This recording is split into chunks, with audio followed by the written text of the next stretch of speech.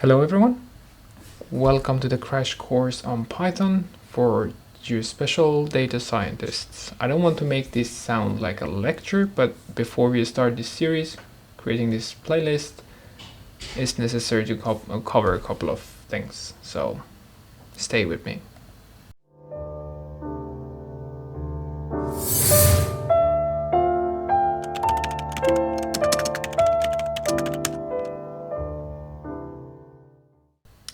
Welcome to MapSyntax. I'm Kami, and this is a crash course on Python for data scientists. A short, practical, and totally jargon-free series to get you from zero, or almost zero, to ready for real analysis. I don't want to make this sound like a lecture, so I try to keep this short, just covering a couple of things. First, why Python? Why should you learn Python? Or why Python is the #1 language for data science?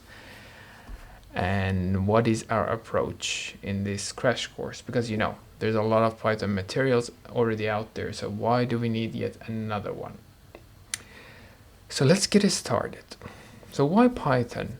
What makes this language dominate data science, AI, and research across so many fields?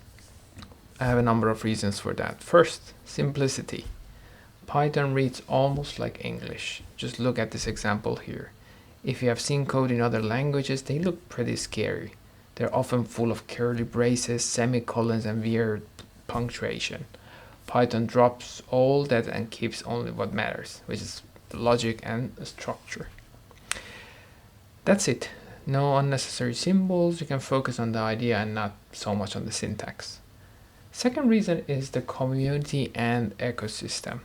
Python has one of the largest communities of developers, researchers, and data scientists in the world.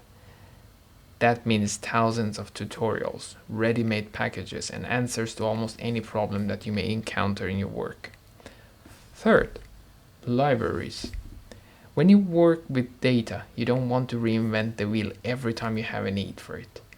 Python gives you specialized libraries such as NumPy for numerical computation, Pandas for working with tabular data, Matplotlib and Seaborn for visualization, and when we go special, GeoPandas, Rasterio, Shapely. These are some of the libraries that are our door to the GIS world in Python. These libraries make Python incredibly flexible, from simple statistics to deep learning, from business analytics to environmental modeling, just name it, and you can do it in Python. Another reason why Python is so popular is that it is very versatile. Python is used by data scientists, but also by web developers, machine learning engineers, and geographers. You can start with small scripts and grow all the way to interactive dashboards or AI models, all in the same language. In short, Python is not just a programming language, it's a problem-solving tool for thinkers. But now we get to the second topic I wanted to cover in this video. So, yet another course in Python, and why? I've been doing this in different universities for years now, and my philosophy is quite simple. Learn by doing, and also you don't need to learn everything. It takes a lot to fully master Python. So many things to learn, and if you are a computer scientist or if you want to use Python in wide applications, of course you may need to master Python and learn every or most of the angles. But in our case, being data scientists, you may not necessarily need all those angles right away. So my answer is, as a data scientist, you need to gain confidence in what matters most and leave the rest for the time that you actually need them, and that time might come later. So the MapSyntax learning style is simple. I try to keep things short and structured, so each video will focus on one concept, so they will be relatively short, of course depending on the concept.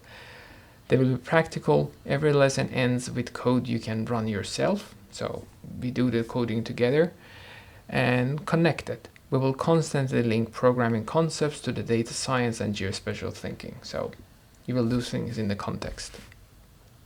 I will guide you from the very basics. We will be working with variables, data types, writing loops, to reusable functions and file handling, and all the way to more advanced stuff that we might need later on.